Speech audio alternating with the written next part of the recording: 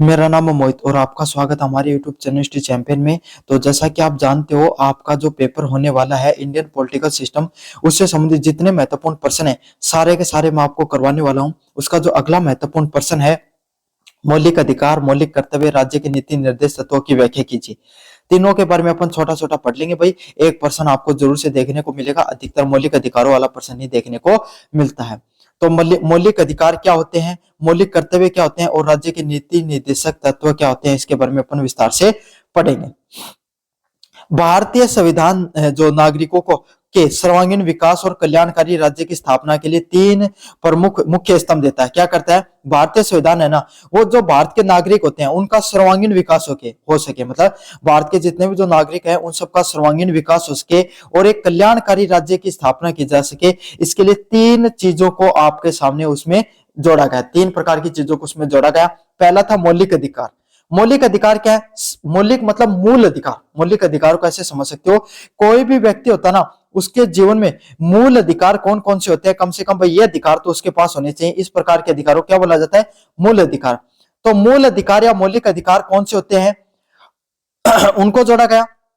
मौलिक कर्तव्य, कोई भी व्यक्ति का अपने जीवन में क्या कर्तव्य होता है, कोई भी व्यक्ति है उसका अपने जीवन में क्या क्या कर्तव्य होता है, उस कर्तव्य को जोड़ा गया। और नीति निर्देशक तत्व, नीति निर्देशक तत्व क्या थे? वो आपके सामने राज्यों को, कोई भी राज्य है या कोई भी सरकारें हैं, उनको आपके सामने ये निर्देश देना कि एक जो राज्य होता है उसमें कम से कम इतनी फैसिलिटी, इतने चीजें तो होनी चाहिए जिससे कल्याणकारी राज्य बनाया जा सके। क्या हो सके? एक कल्याणकारी राज्य क्या होता है? ऐसा राज्य जिसके अंदर हर व्यक्ति को बराबरी का हक मिल सके, है ना, बेहतर से बेहतर सुविधाएं मिल सके और आपके सामने कोई वर्ग है वो खुद को प्रताड़ित नहीं महसूस करे। इस प्रकार के राज्य को क्या कहा जाता है? आपके सामने जो कल्याणकारी राज्य के नाम से जाना जाता है। और ये सब चीजें कहां सुनिश्चित होती हैं? आपके सामने नीति निर्देशक जो तत्व होते हैं उनके अंदर ये सभी की सभी चीजें हैं वो आपके सामने देखने को मिलती हैं, उनके अंदर इन सभी चीजों की बात की गई है। अगले वाले पॉइंट की अगर अपन आगे बढ़े, मौलिक अधिकार। अब मौलिक अधिकार क्या होते हैं भाई आपके सामने? मोस्ट इंपोर्टेंट पर्सन है मौलिक अधिकार वाला है। संविधान के भाग नंबर 3 में, कौन से में? संविधान के भाग नंबर 3 में जहां अनुच्छेद 12 से लेकर 35 तक की बात होती है। किसकी बात होती है? अनुच्छेद 12 से लेकर 35 की बात होती है। कौन सा अनुच्छेद 12 से लेकर 35 की बात होती है? उसमें आपके सामने जो ये अधिकार है, वो जो मौलिक अधिकार है, उनका वर्णन किया गया है। क्या किया गया है? मौलिक अधिकारों का वर्णन देखने को मिलता है। किसका वर्णन देखने को मिलता है? मौलिक अधिकार होते हैं उनका वर्णन देखने को मिलता है। मौलिक अधिकारों से व्यक्तित्व के विकास के लिए अनिवार्य होते हैं। कोई भी जो मौलिक अधिकार होते हैं ना, जितने भी मौलिक अधिकार होते हैं, ये कोई भी व्यक्ति होता है, आपके सामने कोई भी व्यक्ति होता है, उसके व्यक्तित्व के लिए, उसका व्यक्तित्व के विकास के लिए बहुत ज्यादा जरूरी होते हैं। किसके लिए जरूरी होते हैं? कोई भी व्यक्ति का जो व्यक्तित्व होता है उसके विकास के लिए यह आपके सामने मौलिक अधिकार बहुत ज्यादा जरूरी होते हैं। विशेषताओं की बात करें, क्या विशेषताएं होती है मौलिक अधिकारों की? पहली विशेषता है जस्टिसिएबल। जस्टिसिएबल क्या अर्थ होता है भाई? अगर मौलिक अधिकारों का उल्लंघन होता है, मोस्ट इंपोर्टेंट पॉइंट है, अगर मौलिक अधिकारों का उल्लंघन होता है तो नागरिक सीधे उच्च न्यायालय, उच्चतम न्यायालय जा सकते हैं। मतलब अगर आपका 12 से लेकर आपके सामने 35 तक कोई भी जो मौलिक अधिकार है उसका अगर आपको जो उल्लंघन देखने को मिले, क्या हो? अगर उसका किसी भी प्रकार का उल्लंघन देखने को मिले तो आप सीधा का सीधा सुप्रीम कोर्ट में या हाई कोर्ट में जा सकते हो। कहां जा सकते हो? हाई कोर्ट या आपके सामने सुप्रीम कोर्ट के अंदर अपना दरवाजा वो खटखटा सकते हो। समझ में आ गया आपको अच्छे से कि अगर आपका जो उच्चतम न्यायालय आपके सामने सीधा का सीधा जो हाई कोर्ट और सुप्रीम कोर्ट के अंदर अपनी जो बात है वो रख सकते हो। अगले वाला पॉइंट है प्रमुख अधिकार। प्रमुख अधिकार कौन कौन से होते हैं? इसमें समानता का अधिकार, स्वतंत्रता का अधिकार और शोषण के विरुद्ध अधिकार है वो देखने को मिलते हैं। मतलब कौन कौन से अधिकार देखने को मिलते हैं भाई मौलिक अधिकारों में? कोई भी व्यक्ति होता है उसको समानता का अधिकार। कौन सा अधिकार? सभी लोगों को समानता का अधिकार। स्वतंत्रता का अधिकार, कौन सा अधिकार? स्वतंत्रता का और समानता का जो अधिकार है वो दोनों के दोनों अधिकार है वो आपके सामने देखने को मिलते हैं। शोषण के विरुद्ध अधिकार, कोई भी व्यक्ति है उसके खिलाफ जो शोषण किया जा रहा है उसके खिलाफ हम क्या कर सकते हैं? आपके सामने बात कर सकते हैं।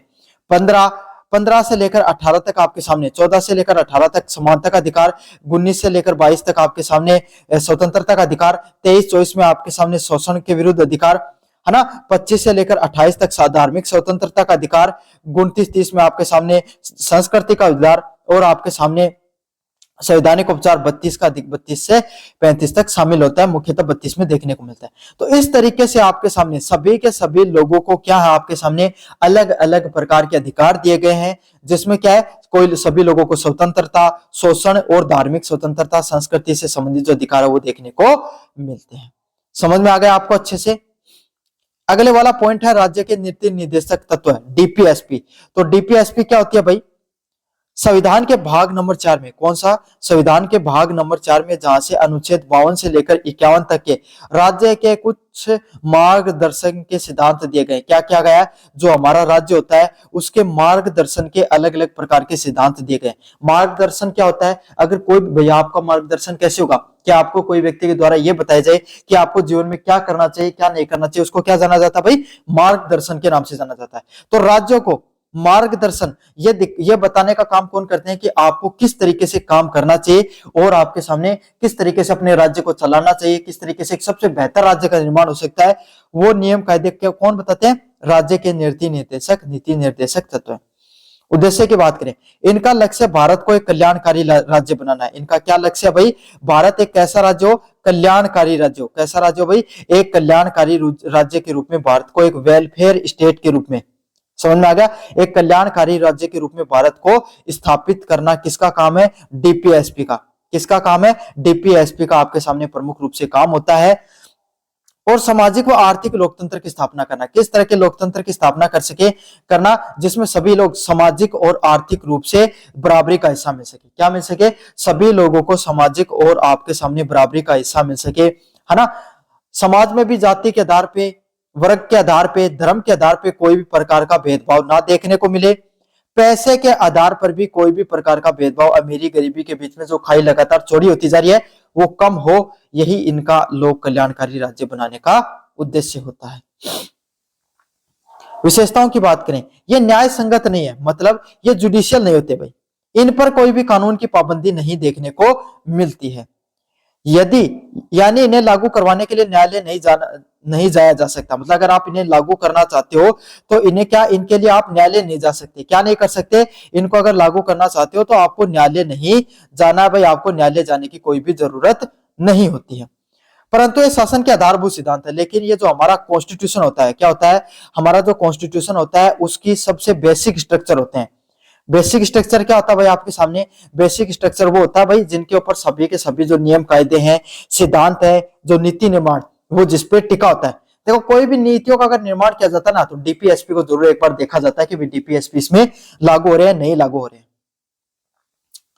उदाहरण के लिए समान काम के लिए समान वेतन, ग्राम पंचायतों का गठन करना, समान नागरिक संहिता इसके अंदर आते हैं। किसके अंदर, राज्य के नीति निर्देशक तत्वों में क्या आते हैं, समान काम। अगर आप समान काम करते हो तो आपको समान कार्य के लिए क्या किया जाता है, समान वेतन दिया जाता है। क्या किया जाता है, समान कार्य करने के लिए समान वेतन दिया जाता है। ग्राम पंचायतों का गठन, जो अलग अलग प्रकार के जो ग्राम पंचायत होते हैं उनका गठन करना, और समान नागरिक संहिता, मतलब सभी लोगों को, जो सभी प्रकार के जो नागरिक होते हैं उनको समान प्रकार की जो नागरिक संहिता प्रदान करने का काम किसके द्वारा किया जाता है भाई, जो डीपीएसपी है उसके अंदर। किसके अंदर, डीपीएसपी के अंदर किया जाता है। समझ में आ गया, समान वेतन, नागरिकों को, ग्राम पंचायतों का गठन और समान नागरिक संहिता है वो देखने को मिलती है। मौलिक कर्तव्यों की बात करें, 42वां संविधान संशोधन 1946 के अंदर जो भाग 4A और जिसके अंदर अनुच्छेद 51A को जोड़ा गया, इनको भाई 51 नंबर ए में जोड़ा गया। और अगर इनकी बात करें तो एक कौन सी कमेटी के द्वारा भाई, श्रवण सिंह कमेटी, एक श्रवण सिंह कमेटी बनाई गई थी। उस कमेटी ने क्या किया था, जो मौलिक कर्तव्य जितने भी होते हैं, हमारे जितने भी जो मौलिक कर्तव्य होते हैं उन मौलिक कर्तव्यों को आपको बताने का काम किया था। क्या किया था, जितने भी जो हमारे मौलिक कर्तव्य होते हैं सबके सब मौलिक कर्तव्यों के बारे में बताने का काम किया गया था। हमारे कौन कौन से जो मौलिक कर्तव्य वो महत्वपूर्ण मौलिक कर्तव्य हैं।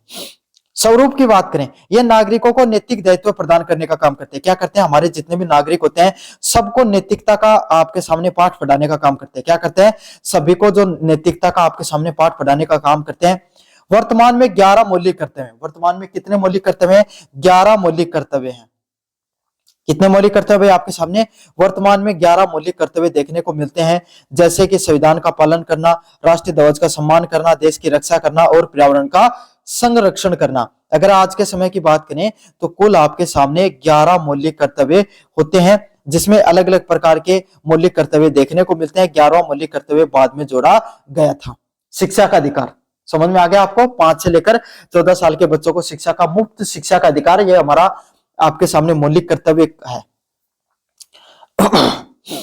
जिसमें आपके सामने महत्व की बात करें, ये अधिकारों कर्तव्यों के बीच में संतुलन करते हैं। भाई सभी व्यक्तियों के साथ सिर्फ अधिकार ही नहीं होने चाहिए, उनके पास कुछ कर्तव्य भी होना चाहिए। भाई आपके घर पे आपको सिर्फ माता पिता खाने पिलाने का काम नहीं करते, बल्कि उनका काम यह भी है कि भाई आपको इतना जिम्मेदार नागरिक बना सके। आपके भी कुछ कर्तव्य हैं, घर का काम करना, नौकरी लगना, जॉब लगना, पढ़ाई करना है, आपके भी कर्तव्य है ना। तो इसी तरीके से सिर्फ आपके सामने जो लोगों को अधिकार देना ही नहीं काम उनका काम है, उनको कुछ कर्तव्य भी निभाने होने चाहिए। क्या होने चाहिए? उनको कुछ कर्तव्य भी निभाना पड़ता है। तो वो कर्तव्य किसमें दिए गए? मौलिक अधिकारों में दिए गए। यह हमें याद दिलाता है कि अधिकारों के साथ साथ नागरिकों को देश के प्रति कुछ उत्तरदायित्व भी है। ये सब चीजें हमें क्या दिलाती हैं कि हर जो व्यक्ति है उसका सिर्फ अधिकार ही नहीं है, बल्कि उनके नागरिकों के कुछ आपके सामने क्या है? उत्तरदायित्व भी है।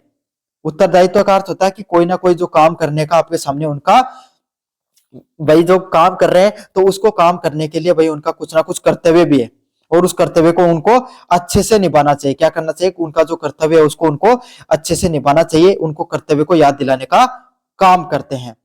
मौलिक अधिकार जहां व्यक्ति को स्वतंत्रता देते हैं, मौलिक अधिकार क्या करते हैं? जहां व्यक्ति को स्वतंत्रता देते हैं, वही नीति निर्देशक तत्व सरकार को जन कल्याणकारी मार्ग दिखाने का काम करते हैं। वही आपके सामने क्या करते हैं? नीति निर्देशक तत्व होते हैं, वो लोगों को क्या करते हैं? जन कल्याण का मार्ग दिखाने का काम करते हैं। क्या करते हैं? जन कल्याण का मार्ग दिखाने का काम करते हैं। मौलिक कर्तव्य नागरिकों को राष्ट्र के प्रति जिम्मेदार बनाते हैं, और मौलिक कर्तव्य क्या करते हैं? नागरिकों को राष्ट्र के प्रति अपनी जो जिम्मेदारी होती है वो जिम्मेदारी याद दिलाने का काम करते हैं। तो बच्चों ये प्रश्न था आपको मौलिक अधिकार, मौलिक कर्तव्य और राज्य के नीति निर्देशक तत्वों से संबंधित। कैसा लगा वीडियो जरूर से बताना, चैनल को जरूर से सब्सक्राइब कर देना। धन्यवाद।